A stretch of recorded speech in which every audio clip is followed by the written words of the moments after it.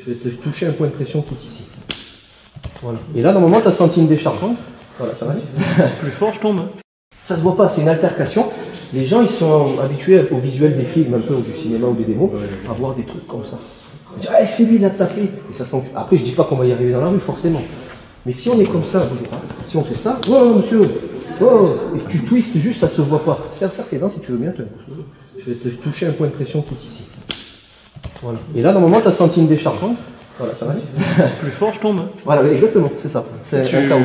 Donc tu as vu la différence pourtant? Ça c'est pur point de pression. Ouais, t'inquiète pas, il a morflé. Il a morflé. Donc tu vois, je te fais goûter. Ça c'est du penchak pur. Alors non, c'est du Kyōshūjitsu, c'est les points de pression. Enfin, tout ce qui est point de pression. On brille les nerfs contre l'os. Par contre, t'as vu, visuellement, on dirait que je l'ai juste poussé.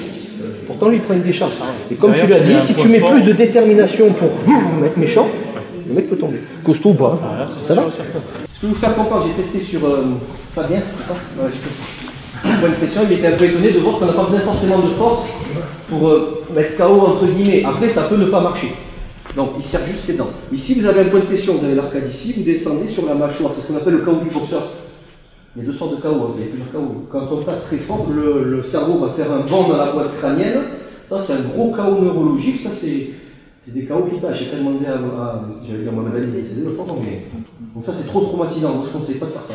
Et vous avez des KO nerveux. Vous prenez une bonne pistache, ne le faites pas sans arrêt, mais dans l'idée, c'est ça. Donc il serre ses dents, voilà. Et dans l'idée, il sent une petite décharge, dans l'idée. Donc là, c'est tout doux. Vous ne voyez pas, lui, il ressent. C'est ça, en fait, il faut sentir. Ça, c'est des KO de point de pression, ce qu'on appelle le Kyōshūjitsu.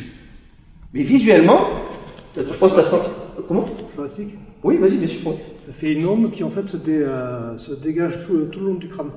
Voilà, ça exactement. fait une cône à partir de la zone d'impact et ça prend toute la tête, progressivement. Pourtant, visuellement, vous vous dites, oui, il a tapé la mâchoire. Non. Oui, oui et non. Par contre, il y a un bonus, c'est que j'ai tapé en faisant ça. Alors ça prend du temps à maîtriser ça, parce que soit on tape trop doucement, on fait ça, on fait ça va. Le mec il sent que dalle, soit on tape trop fort. C'est ah, mais ça marche. Oui, mais il a morflé le mec. Donc c'est dosé, c'est ça le plus dur, c'est ça qui prend du temps. Bref, merci beaucoup. Donc c'est juste comprendre qu'il n'y a pas forcément besoin de taper trop fort. Mais comme j'ai dit à Fabien, il y a des fois, on se cague quand même, il y a des fois vous tombez sur des 1, 2, 3, 4. Là, il faut taper fort, oui. Vous tapez fort et vous vous débrouillez. Mais au dojo, voilà, essayez de doser tout ça. Parce qu'à un moment donné, on fait tellement de techniques dangereuses, on est armé, quoi, entre guillemets, on peut se faire casser la gueule, évidemment, n'importe qui.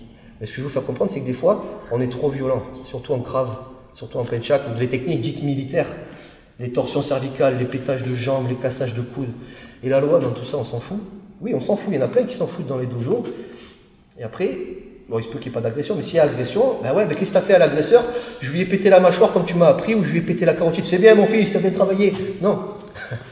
Juste ce qu'il y a de nécessaire, si possible. Après, c'est de la survie, on se débrouille. Cette idée, ça roule? Si tu souhaites aller encore plus loin, à savoir décupler tes connaissances en self-défense, devenir confiant et efficace en situation réelle, mais ce que je t'invite à faire, c'est à cliquer juste ici.